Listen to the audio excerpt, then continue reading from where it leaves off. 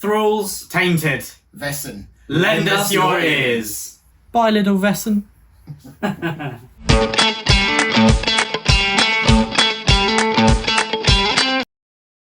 And a huge thank you to all of our Patreons. Thank you to the Pit Fighters, the First Swords, and all of the Bright Stars, Truth and Courage. Hello and welcome to the Brothers Gwynne. Today we're having a lovely chat with Papa Gwynne himself. So we're going to be chatting, obviously, about the Fury of the Gods, but there will be very light spoilers for Shadow and Hunger in the sense that we may mention characters that survive, but we're not going to get in depth with spoilers beyond that. And spoiler alert, we are Papa Gwynne's sons. That is true. I know it comes as a shock to a lot of people, but because there are still people who write on our channel, oh, I had no idea that you were John Gwynne's sons. They haven't made the link with the name. No, I don't think so. I think they think we're being ironic, that our name is Gwynne, and so we're Right, making a yeah. joke out of it. Yeah. Well, you both still have your hair, so...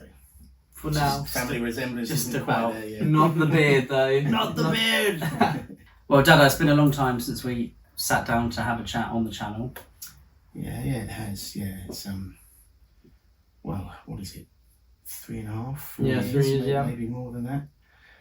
But you know, that was the life before, wasn't it? That was before Harry died. And so yeah, this is quite a big thing for us. I think it's a big thing for me. It's the first video appearance I've made. It's good to be doing it with you guys, though. You know, what you've both been through the last 3 years. It's been the worst time ever. But we've got through it together. Mm-hmm. You, me, Mama, James. It's been awful. And it's strange because I've managed to write Fury of the Gods, and I think you have a different perception of grief until you've been through it yourself. I certainly did. You hear about the stages of grief, and it implies that you go through stages A, B, C, D, E, and so on, and then you come out the other end of it. But the reality is nothing like that, is it? It's just always there, and it's not so much coming through it, it's learning to live with it. And having sons like you, my wonderful wife, give you things to get up each day and face the pain and deal with the pain.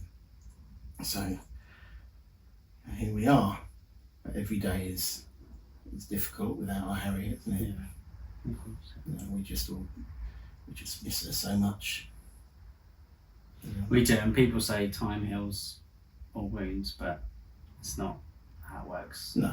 Time teaches you to learn to kind of live in a different way, but you won't ever live the same. No.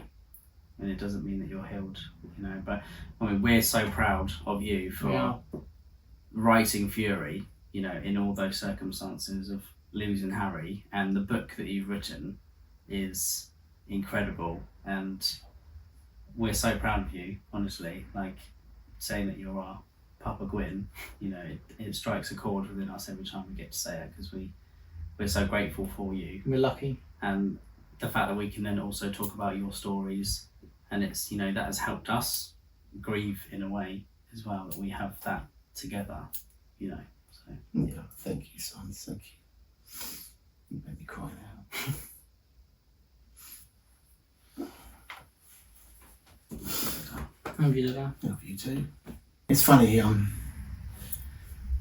was thinking about it the other day, and because when Harriet died, we just fell off the face of the earth, didn't we? I think we just kind of retreated into this little protective ball, which was just us, James, Mama. And for a long time I couldn't do anything. I couldn't function, obviously social media was out, I couldn't write, I couldn't even read for a long time. But slowly it's coming back, and when I started writing Fury, which didn't happen really till the very end of last year, I was really nervous about it. I was, quite anxious about because I feel like a different person now. I wasn't sure what would happen when I sat down to write, but it was really, it just poured out of me when I started writing. It's quite, it's very intense. Yeah. But it's quite cathartic as well. I think, but I think, the experiences of life do flavour what you write. So I think probably Fury has come out with a slightly different flavour because of my newfound understanding of grief. Yeah. And, I hope that comes through. But really, my books are about family, friendship, and love. So it's got those same They've stayed the staples. same. yeah. So and obviously, Harriet was the centre of our family. So it's it made it easier to write. I think. Yeah. With those at the heart of it, those themes, yeah. I've seen everyone on the Discord saying who has an arc of Fury, saying the acknowledgements have already, made them weep, and they've seen the emotion. I haven't actually read the acknowledgements yet. I'll do it on the day it comes out. But Right.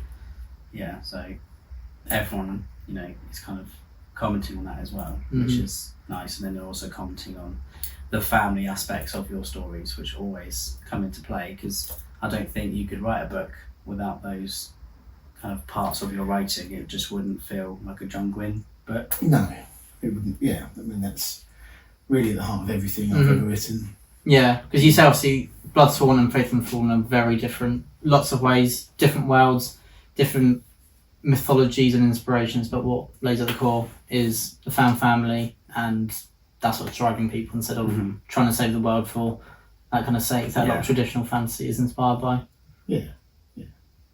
Yeah, and with talking crows. Yeah. A few of them. Yeah. They've got to be in there. Or ravens. Yeah.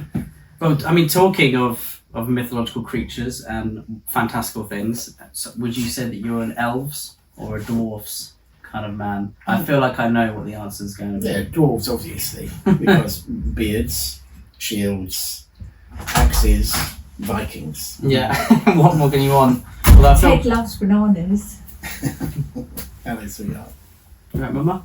You're right. Nice to meet you. Yeah, it is. You're right, darling. Right. I'm proud of you. Oh, Are you aware that we're recording a video? say hi, sweetheart. No, you edit me out. It's hot. it's live. It's I know, I'm so warm. hot. No, it's not. It's a live stream. No, I'm proud of Dad. It's his first interview with his lovely sons. Hey. Love you. Love you too, darling. Love you, boys. love you too. Yeah. Just walking and Ted smooching down. he loves bananas. Going mad over them. You So- Wesley. So Ted, if you're not aware, is our latest baby goat. Who are you talking to? The camera. Molly. See ya. Bye, love you. Force of nature. Bye. Bye. So, Mama would say neither to elves or dwarves. She would say goats. Yeah, Yeah. of course. but I felt a bit targeted there with dwarves, though, because you said beards. That's a bit harsh. You haven't given me your beard. I'm sorry. Look, it must be in the genes somewhere. Maybe it's just give it a little more time. Yeah, let's say that. Yeah. Don't look at me like that. Don't you dare look No, at me this like doesn't that. really count. Someone said on the channel that I have a hockey playoff beard, which is when they get to the later stage of the league, I think, Yeah. where the good luck comes into play. None of them shave, so it gives them better luck. That's my only understanding of American ice hockey. Right. Or is it Canadian? It's in Friends, so I've seen it in that before. Yeah. But that's it. I'm not sure, it's actually, there's quite a few in England. It's getting bigger, isn't it? Ice hockey. Really? But I didn't think that's what we'd be talking about. No, not Today? at all. But yeah, do you think elves or dwarves would be? I assume elves would be better at hockey than dwarves. Although the dwarves are grounded. Mind you, there's a lot. Mm, There's a lot of fighting in ice hockey, isn't there? There yeah, is. that is And I true. think the dwarves would probably Mm. win that one. Mm-hmm. The thing about Norse mythology is that it has both elves and dwarves, which is cool. Yeah. And the elves are very different to traditional elves, and the dwarves are very different to mostly traditional dwarves. Maybe not different to some Tolkien Yeah. inspired dwarves. But we know that with that kind of link to Norse mythology, we know that in the Viking ages there was lots of ice They had like ice, what are they called? Skis. And they had like fights with their skis on, which is so cool. So I think you need to have a ski fight in one of your next Viking Age books, whatever you do. Yeah, I like that. Yeah. It's Sami, wasn't it? Yeah. Maybe we'll see you going on your Fury of the Gods tour with skis on. It does feel very Peter Jackson, a fight with skis on, doesn't it? So no, that'd be really cool. Yeah. There's so many amazing elements from Norse mythology and just Scandinavian culture and history. It's hard to get them all in. One of the big things I wanted to get in the Fury was a ship battle. But you just can't fit everything into. No. It's Into got to a fit trilogy. It's got to fit with the story as well. So. That's why you should make it a 12-book series. I know. Then you can fit everything. I know that people would agree with me. Maybe 15. I mean, you could just one up Robert Jordan. Yeah. 15. Was it 14 he did? I think so. Was it 13? I imagine. Sure. I think it was 14. Or was Wheel of Time a 14-book series? But did Brandon Sanderson do one? I think he did 2. Do you know what? Was I it don't- one? I clearly I don't don't know. know. So I think he did 3. 2. Okay.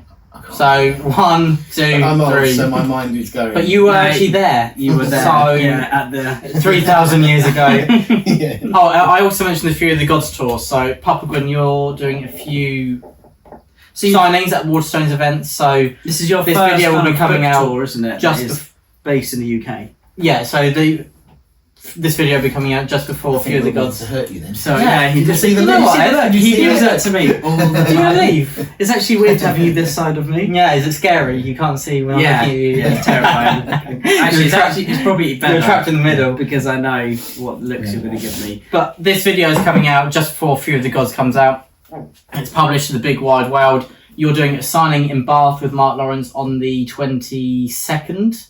Or the 23rd, sorry, 23rd. of October, Ooh, sorry. you made it, that's a big cock up, Will. Oh, no. And then you've got Leeds with RJ Barker on the 24th. Yep. London Piccadilly Waterstones with Tasha Suri and James Logan Logan. on the 25th. And then you're going to be jumping a few weeks later and doing on the 7th of November one in Brighton. And so we'll be at some of them With CL Park. yes. So, and we will be moderating that. We shall be Which moderating. is a the terrifying Brighton. And you're prospect, actually but- moderating. I mean, I'm going to say even more terrifying. Even more terrifying, for yeah. you and our reputation.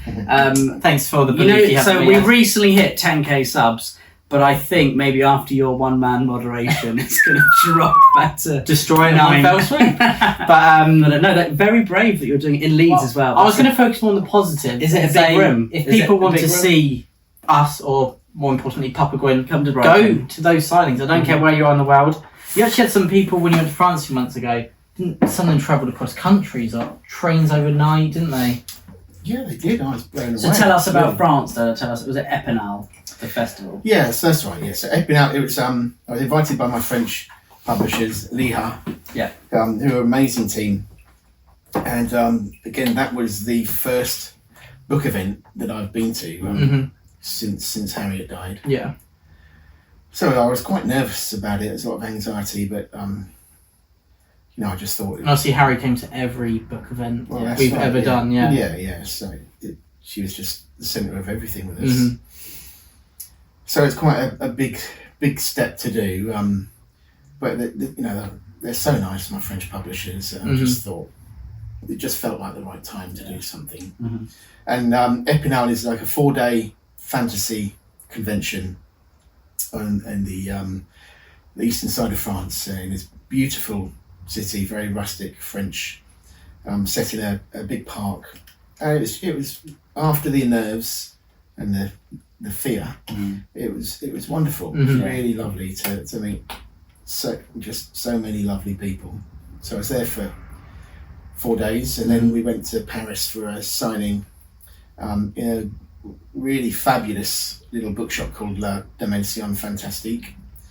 And there was like a signing and a Q&A there, which was again really lovely, and just felt very special to meet to meet readers and talk with people who have read my worlds, because writing's quite an isolated, insular thing, really. Yeah. And it can feel a bit surreal when you're meeting these people that have shared your world and enjoyed it. It's lovely.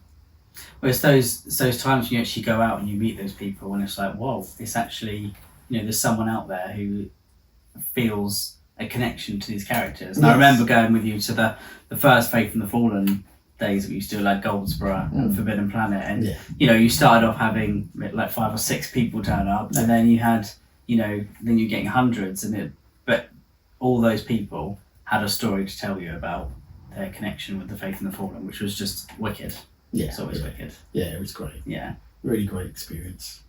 Well, we'll have to come to France next time because because I asked for signed copies of all the authors you met, and then you said, well, there's one problem with that, Will. And I said, what? And you said, well, all the books are in French. Yeah. So I wasn't going to be able to read them, so I have to come prepared next time. So what authors did you meet? Who was it really exciting to meet or chat to?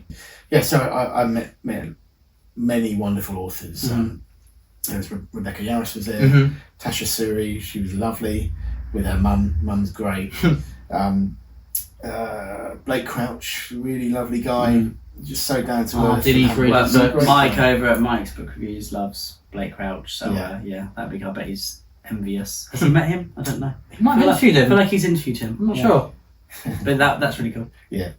Emma Torres, I think I pronounced that right. She was great. Inkblood Scribe. Yeah, she's lovely. Sarah Doak is a French author. Okay. Jean Debar. So many people. Yeah. Great. Brilliant. Talking about other authors, obviously people, they need to keep busy until Fury of the Gods is out because they're all waiting for a release date. Well, they should be. So if there's a book you could recommend them to keep busy until then that you've recently loved, what would it be? Well, do you know, I've read some really fabulous books this year. I've just started reading again this year, and I've had a great run. So I read J. Christoph. Yeah. It's just brilliant. Empire of the Damned. Yes, Empire of the Damned. Giles Christian Arthur. Yeah. Which is a fabulous read. And Christopher Buehlmann's The Daughter's War. No, I had a feeling you were going to mention that, which is why I made earlier. See, we do prep a little bit for these videos. Oh my word! I mean, I absolutely loved The Daughter's War. And you've now got us both to read it. You made me read it, and then I think Will kind of tagged along at the end and said, "Oh, because me and Dad went for a walk just to kind of talk about The Daughter's War, and we heard these faint footsteps in the bushes nearby, and it was Will." Yeah, but it's nice after all the recommendations I give you to finally get one the other way, so thanks for that. That was nice. I was going to grab the Silmarillion, but I realised Dad loves the Silmarillion too. So so have you read Live Ships? I have not read Live Ships, but I have read The Daughter's War. This is just insane, isn't it? Fantastic. We are all Christopher Buehlmann converts. We all are addicted to this book now. Absolutely, it's wonderful. The prose is just brilliant. But why do you love it, Dada? Because you made me read it. Really, it's that X factor of writing where the prose is beautiful, character really drives it, the details are superb. It's fun.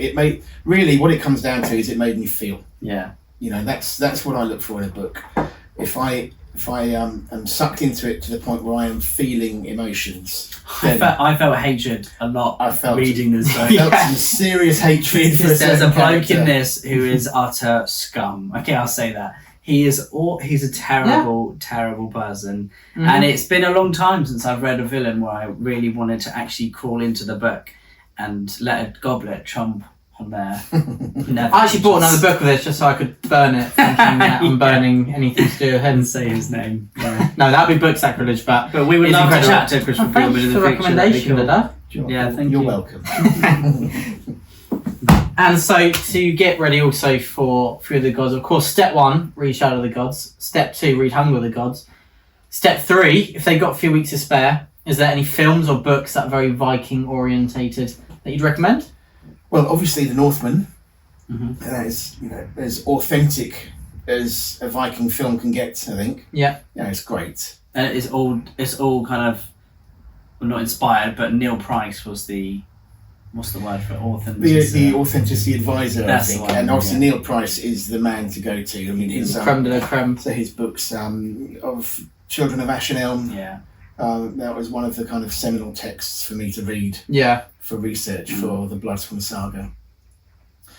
So yeah, I would definitely recommend The Northman and Neil Price's his books. If you want to go a bit deeper with the reading, then Robert Lowe's Oathsworn series is great. So that's historical fiction. Yeah, I love that series. And of course the Poetic Edda.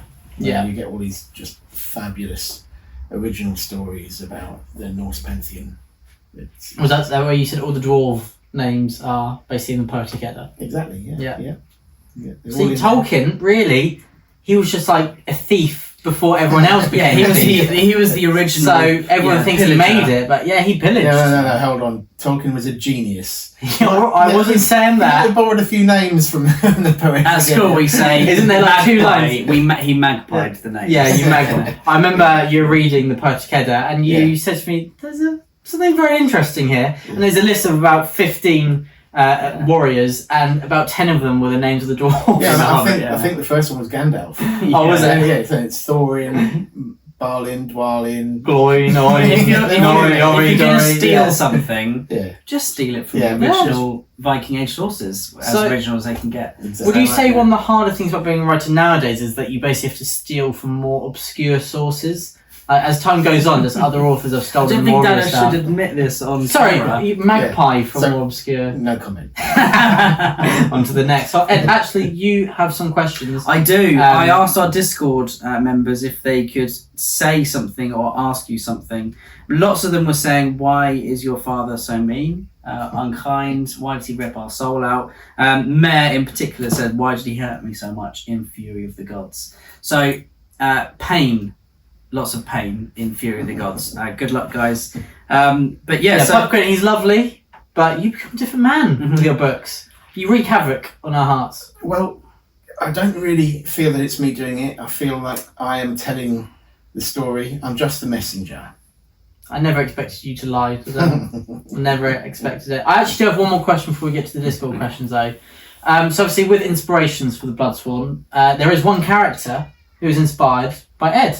So I wanted to ask, out of all of Ed's qualities, why did you choose his cheese loving as the main driving feature for I his can't character? believe that you got Drem and I've got Spick. The cheese lover. So obviously you do love cheese, True. but that wasn't really the main inspiration. But I remember playing Skyrim because Dada got it for me on Christmas Day, when it came out. And I remember playing Skyrim, it was about 5 in the morning, and you came in on Christmas Day, Boxing Day, and I was just eating a stick of cheese, and you said, this has got to stop. And that's like a core memory for me. And I don't know whether it's me playing in the middle of the night or just eating cheese. In that moment, Svik was born. Exactly, yeah. But also, Svik is a lovely guy, but he's quite humorous. Really? And So who was that inspired by? you do have quite a sense of humour. It's true, I am known as the funny one, William's known as the handsome one. You know what, which is Ed, I actually love- I'm really upset with. I do love how humble you are. You just said I'm the funny one. So me No. and Dada didn't find that funny. Sorry about him, guys. That's why I'm not the funny one, isn't it? Someone's got to. You couldn't even fake laugh for me to them. I'm gonna These take the boys. attention away from you. So, Arch Tech Scott said, "Is it a great family that help you focus on writing and give you inspiration, or is it the beard?" Obviously, my family. I thought you were going to say, obviously, the beard then. Obviously the beard. No, my family. Well, as we've already said, Yeah. that's at the heart of everything I've ever written, Mm-hmm. and will always be at the heart of everything I write. Yeah, well, always on the channel we say we're character-driven readers. Most of the books we love, they're quite epic, a lot of them. Yeah. But they start with like core intimate story. Even like, Manda Scott's Boudica. Yeah. It's quite epic, but there's a really small cast of I characters. remember I recommended that to you. Yeah, you did actually. You did, yeah. Because that's when I started writing, and I wanted to write a prologue that didn't seem like a prologue because everyone hates prologues apparently. Right. And you said read that, and then you were like, and then after you've done that, read the next 700 pages, and And then you'll be ready to write. It's insane. But yeah, my point was found family is so core to all of it, isn't it? So I've got a great question from Faye, Books and Chocoholic, a wonderful subscriber, great channel as well. And she said, I'd love for us to tell you that she and many others, because they reacted to it, appreciate your depictions and representations of women, especially mothers, in your writing. So how do you, because lots of people say, you know, Orca is such a well-crafted female character. She doesn't feel like a man, you know, just with her gender, you know, with her pronouns switched. How do you feel like you go about writing female characters? It's very hard to nail it down, really. I just feel like I write characters as people. And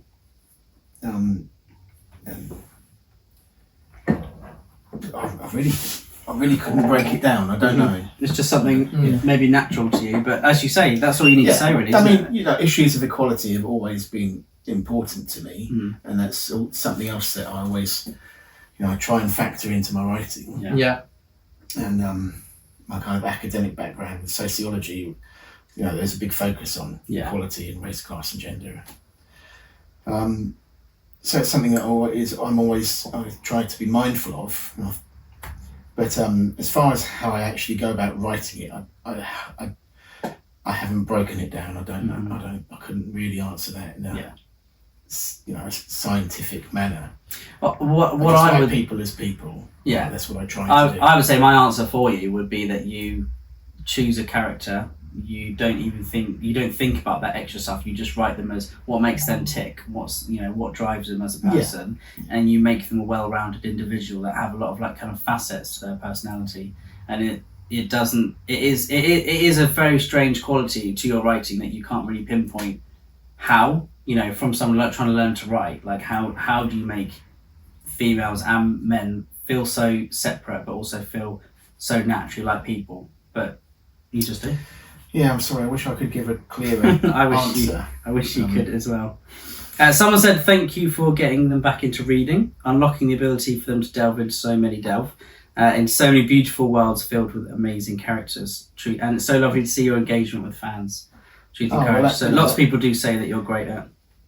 I've had messages saying that my books have kind of been a gateway back into reading for them. And I just feel like it's an enormous honour. You know that things I've written have enabled that for people. It blows my mind, really. Yeah. Esme is, of course, someone who's read every book 3 times in the world. And she basically said, any video we do where we talk about our TBR, Esme's read I've read it, and also 30 other books that month. So she said, which author, dead or alive, would you love to co-write a book with? I mean, that would be tricky anyway, but any author, dead or alive. Well, let's aim high in Tolkien. Obviously. But do you not feel like he would just boss you about a bit too much? Because he's like, well, where's the 17 languages you made up, and where's your prequel book called The Silmarillion that isn't very good? Because you know how I annoy you when I say, so who is Orca's grandfather's cousin's tennis partner's dog?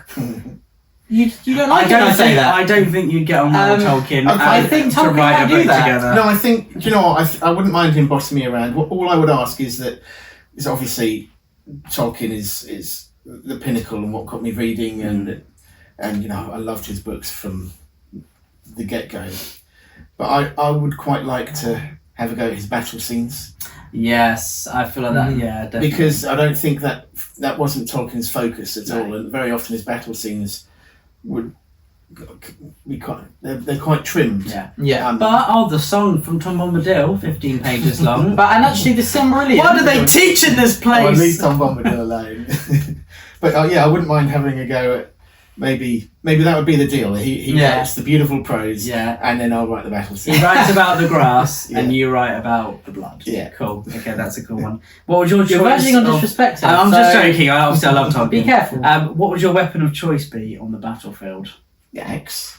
Like a Dane axe, Stamford Bridge style. Yeah, I mean, yes. That's, as you know, we do write Viking reenactment, and the Dane axe is. People think an axe is a clumsy, easy weapon to use, but it's especially the Dane axe. It's the pinnacle of weapons craft. If you can use a Dane axe, then you are a masterful fighter. So Dane axe would be my ultimate. I mean, you do look like Glornir. Like whenever I read about Glornir, I imagine just you. Orgol from the Faith and the Fallen. Like as well, don't you? Yeah, definitely. You're just choosing anyone who's bald with a beard. Yep. The discrimination.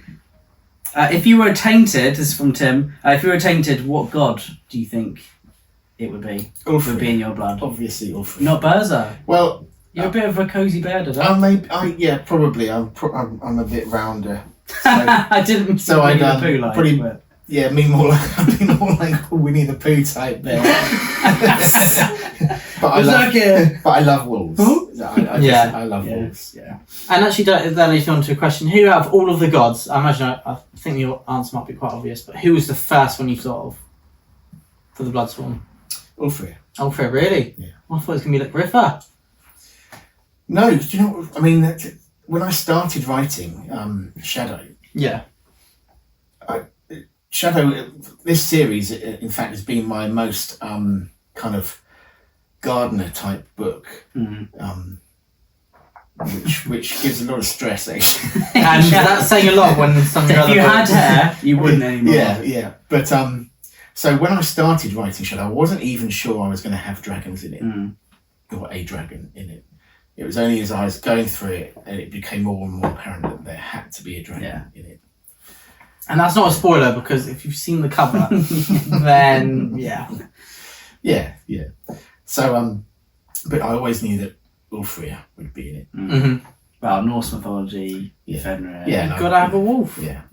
But And you're known for your wolves as well. Yeah.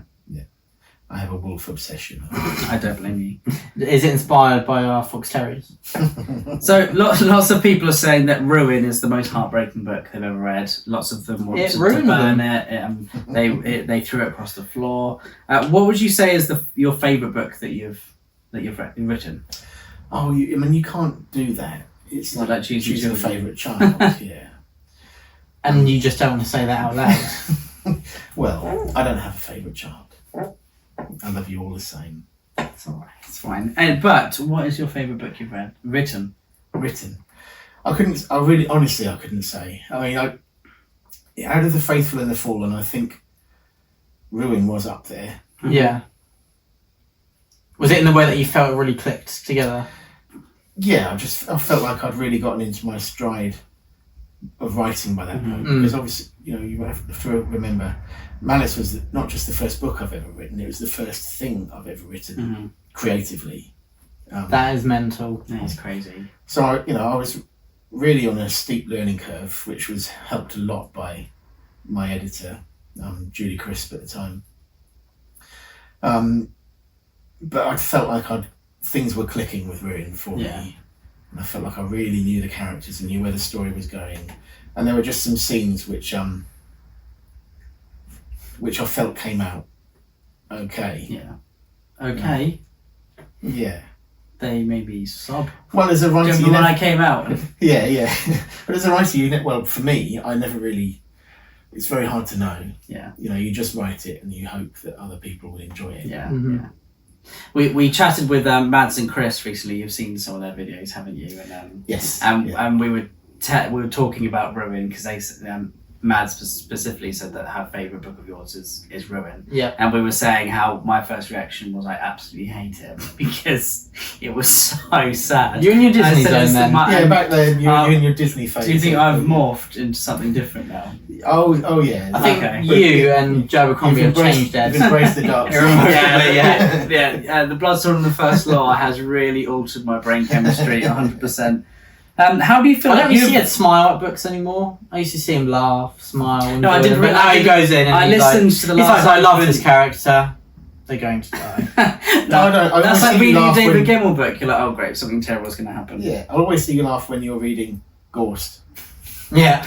I was going to say I've just actually listened again to The Last Argument of King, and that is like one of the funniest books ever. But I'm going to go straight and listen to The Heroes, I think, just to really get because I need it gives you endorphins, doesn't it, laughter? It does. And Ghost has to help me out somehow. Who'd ever say that? So I've evolved as a reader. How have you feel like you've evolved as a writer from Malice to Fury of the Gods?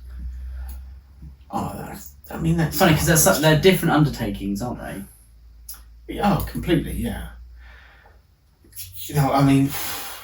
Again, I can't answer that. I don't know. I think I'm probably a little bit tighter as a writer now. Malice had 8 points of view. I think Wrath had 13, something like that. Which lends itself to a different kind of story, and I do really like to be able to see a story from all angles. Yeah. That's why I wanted to do that. But it does make your brain ache after a while as well, pulling all the threads together. So I tried to keep the Bloodsworn Saga like a much tighter tale. So I started with 3 and it did end up with 5. I didn't plan for that either. But again, I just felt like we needed to see both sides of the story. Yeah. So I wanted to write perspectives from people who are you would traditionally consider villains. Yeah. I hope I don't write in that way. I'd rather write it so that you understand, the psychology and the reasons, the choices that characters make, which would make them be perceived as villains to other people. Apart from Guthvar, who's obviously It's a nasty piece of work. He's a little shite. Yeah, he definitely is. And Guthvar is, again, really funny. I find him hilarious, and his dripping nose. Is he inspired by Ed? That is his humour. That is a really horrible thing to say, isn't it? I'm sorry. That is just okay. You are nothing like You Guthvar. do remind me of Vesley, to be fair, so it's fine. Elise, who is one of our favourite people, she said, what animal companion / creature would you like to have by your side in real life from one of your books? Well, I do feel great affection for Spurt and Vesley. Yeah. Would you be worried for your teeth, though? Yeah, I would be worried for my teeth with Vesley, and with Spurt, he's quite grumpy. He's got a very nasty sting on him, so I think I'd be a little bit nervous every single day. And having to cut yourself to give him porridge and then spit in it isn't nice, is it? It's not a nice, people have morning routines they film on Instagram where they're making their coffee and they look out, oh look, there's a field there. But yours is like... That's not nice. Yeah, and your mama would not be able to deal with me going through that every day. So you're particular about smells. I think she'd draw a line at the noises. She'll allow goats, but not spitting Spurt. porridge. She would definitely. That's several lines too far, actually. Yeah. She can't even see the line. No, that's a good one. I think I'd have to choose. Vesley is underrated. Craft. Also in Storm. He does answer back though. Yeah. I think Storm. It has to be Storm. Yeah, but she could bite you. But she never would. True. Also very true. How do you feel like you plan your characters out when you're starting a series? Do you just kind of have an idea of a trope and then you morph it from there, or does it just come to you fully formed? That'd be nice. No, that doesn't happen, unfortunately. No, usually I start with an idea of the story. And the kind of a bigger picture of the story. And then I'll start thinking about, seeing it through people's eyes and what kind of character would make this story more interesting. Yeah.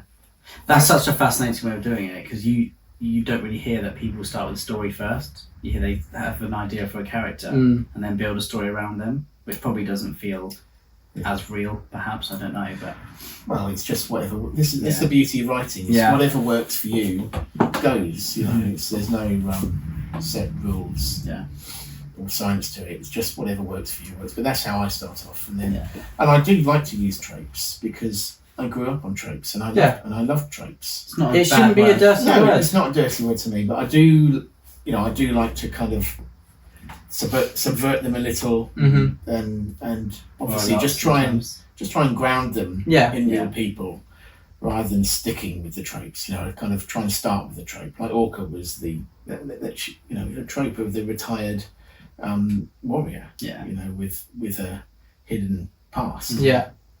And you see that in lots of stories, books, films. So that's where she started.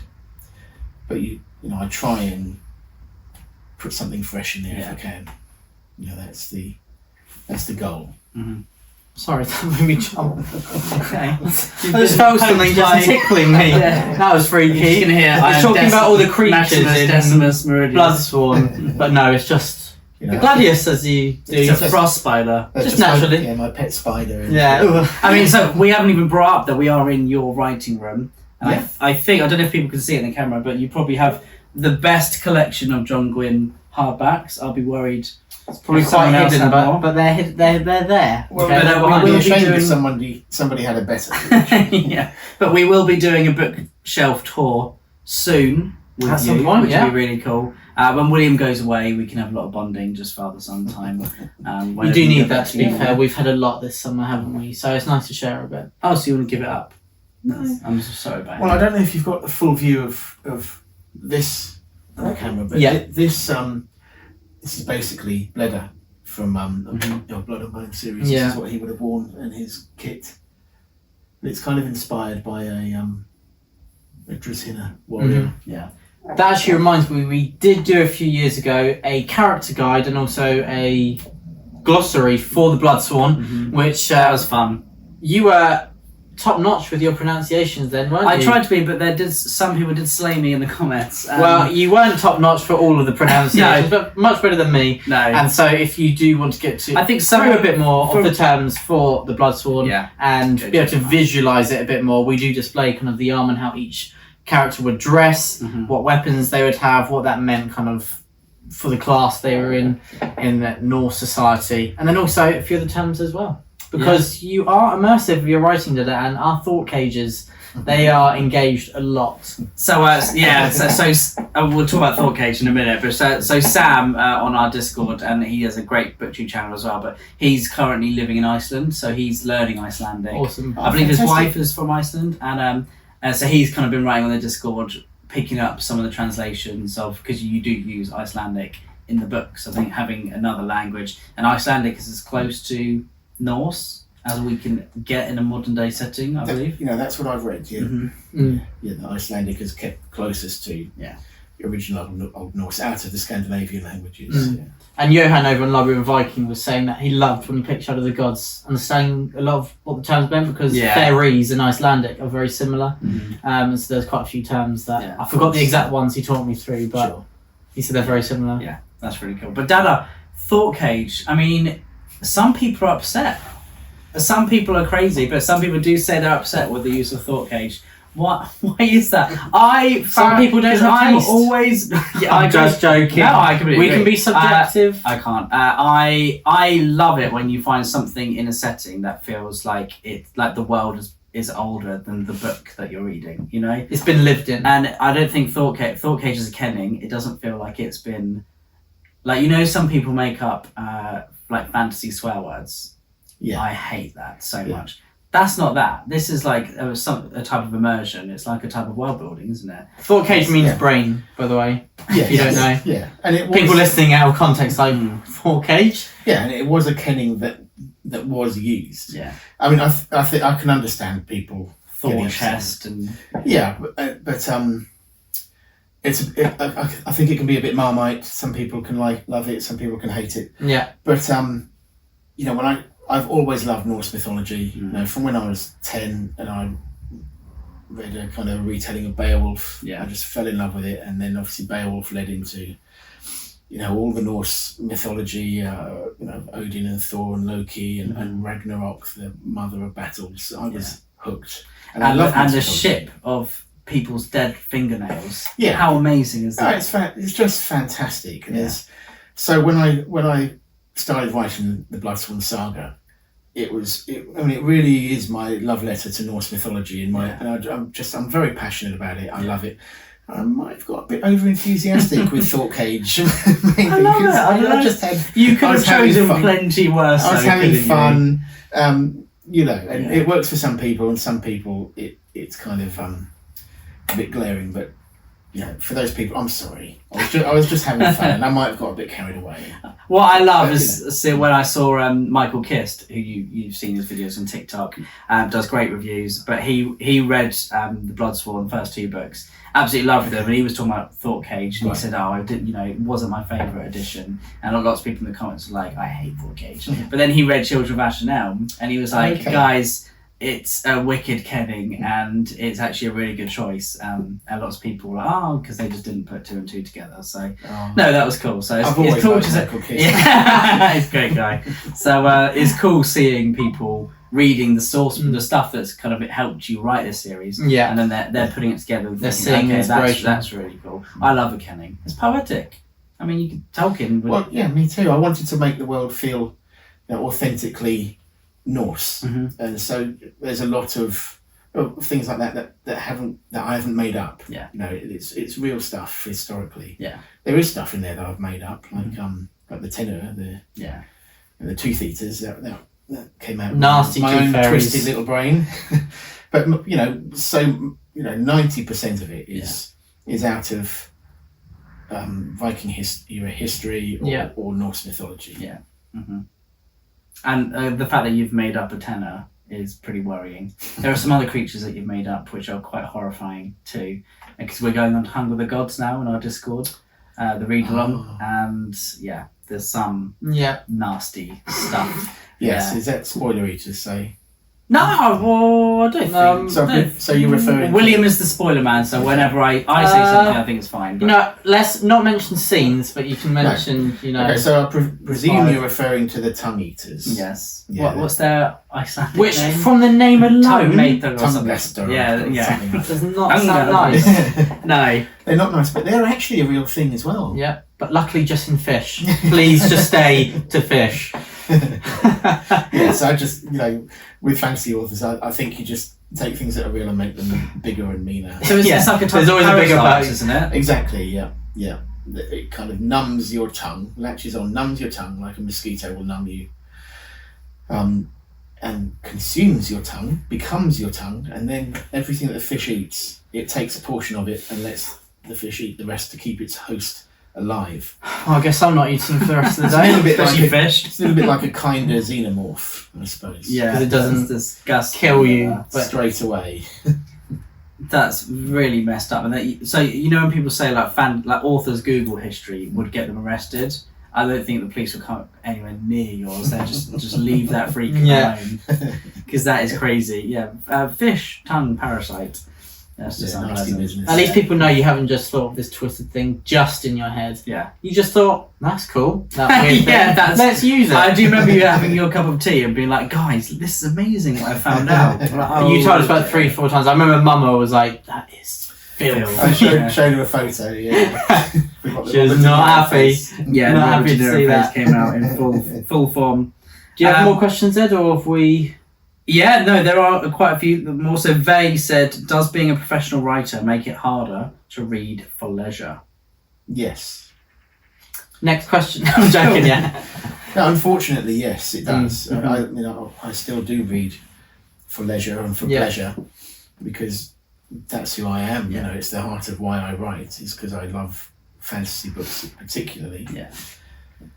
But the way I write is, I like to do a lot of research. So I try and make my stories feel as historically authentic as possible, and also I tap into various mythologies. So, that is reading for work. Even though I still enjoy it. Still enjoy reading. But from an analytical perspective. But there's a lot more. I read a lot of kind of academic type historical texts for historical details. So, and it's just a matter of time. Yeah. So I don't have as much time as I would like to have had to read for leisure and pleasure. I just squeeze it in. But also, you said that when you do read for leisure and pleasure, that is from a much more critical perspective than it was before. It's really hard to turn that writerly brain off once you start writing. Yeah, but and I would not want to criticise any other writer how they go about doing things. But you could, whatever I read, it's like that's done brilliantly. I wish I could write like that. Yeah. And sometimes you think, I wish I could have. You could maybe make that more emotional or something like that when you're reading things. Yeah. And you do it when you watch things as well, because regularly we'll watch something and you'll say, oh, they could have done this, or also I absolutely love the way that they did this scene. Yeah. So it's like a double-edged sword, but It is. a blunt one. Yeah. You try and turn it off when you're reading for pleasure. Yeah, you can't. And when you know when you're reading something that really resonates with you, because those thoughts don't enter your head. You just want to read. You're just in it. Mm. Yeah. And that's what you felt with Daughters of War, didn't you? Exactly. Yeah. Great choice as well. Thomas Ziller says, how do you go about writing dialogue? Do you get inspiration from the people you know in real life? I mean, farmers, Vikings. Yeah. What really in the history the same thing? We but... live in a rural community, so yeah. I mean, partly, obviously, you again, I'm trying to write things that feel historically authentic, so I try and write, and again, it's we don't really know exactly how people would talk to each other. No. In the 10th century, for Yeah. example, but you try and give it a flavouring of history so that it feels authentic to that time. And it's through what their focus is rather than necessarily their dialogue. It's through about what they're talking about rather than the vocabulary sometimes as well, isn't it? Exactly. Yes. Yeah. One of the things I try and steer away from with dialogue is like abbreviations in words, for example. I use I don't shorten words. Yeah. I do like it though when someone has their teeth bitten out and you do turn them into a lisp. And their name is always beginning with S, which is just harsh. And it is harsh that the word lisp has an S in. It's like... And like dyslexia is... How you can spell dyslexia? Dyslexia. It's just and I think there's the word from like a fear of long words is one of the longest words in the dictionary. That's someone's just thought of that to be nasty. Some ironic cool twist. Yeah. So I have one more question from the Discord, which actually isn't officially a question, but I've been having a debate with someone called Nemesis, and they have become my nemesis because they. It's funny that we're debating about who's a good fighter, but they said Elvar isn't the best fighter or isn't a good fighter; that she's just cunning. Can you put them straight, please?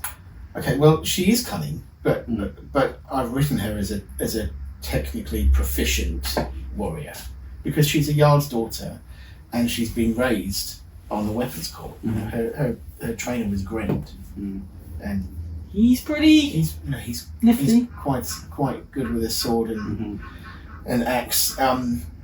So yeah, no, she is technically proficient as well as being cunning.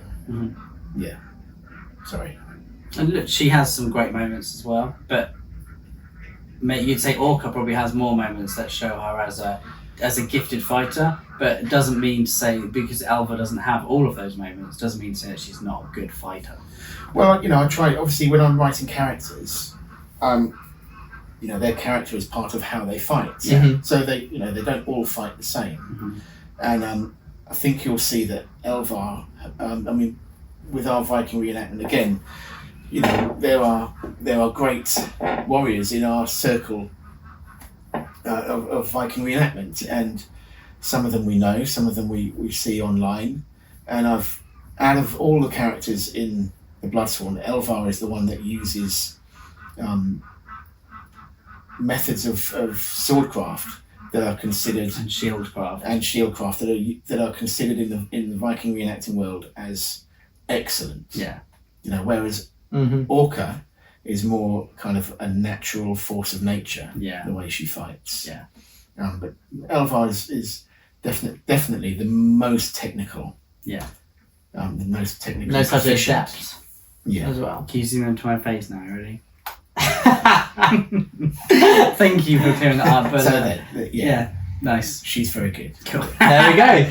Cool. Well, love it. There we go. Well, that is the chat with Papa Gwynne. Thank you, sir. As we said, we are very proud of you. It's been just a huge feat undergoing A Few of the Gods. And now it's only a few weeks from publication. The end of the Bloodsworn saga. Getting jittery. I am. It's exciting and nerve-wracking. Yeah. Always is. Yeah. And can I just say, we all are wearing and sons. If people didn't know we're a family, they would. We'd all turn up. If how did that they saw bang, bang, bang. Okay, guilty. And of course, we all have our daisies. And we have our daisies, for yeah. Harriet, because Harriet's name was Harriet Daisy Gwynne. Yeah. So daisies are really special to us. Our symbol. Yeah. So, and Sons and It'll be our Daisies. sigil. So, Yeah. exactly. That's what we now wear all the time. But no, thank you so much, Dad. It's been so nice to chat with you in front of a camera. It hasn't really felt like there's a camera there for most of the time, but it's just lovely to have you back on the channel. I mean, one thing I have to say about the book community is that it's one of like the kindest, most welcoming, and just the nicest spaces that we've ever been involved with, I'd say. And you know, everyone loves you as a writer, but as a person as well.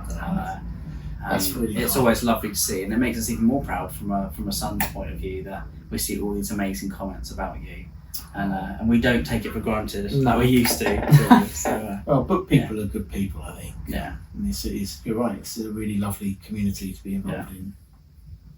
lovely. Well, thank you, Dada, and we don't want to keep Thank you you. because I'm sure And you've got more writing if and you haven't already- deciding I've to got do. ducks and goats to put to bed now. Yes, You don't hear every author say that. No, But if you haven't already, pre-order Fear of the Gods. Mhm. What are you doing? And until next time, Skull. Skull. Skull.